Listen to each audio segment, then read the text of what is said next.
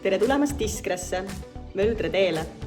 Täna tahan tutvustada teile ühte valgusküllast ridaelamu otsaboksi.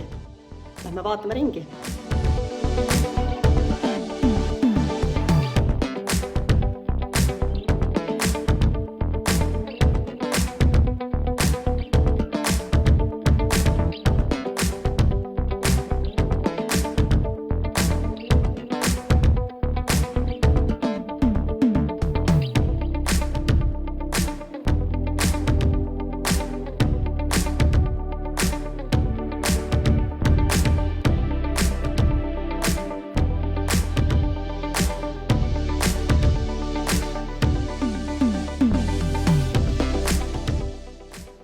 Ja kui päris kolm magamistuba vaja ei lähe, siis see tuba peaks sobima väga hästi kodukontoriks.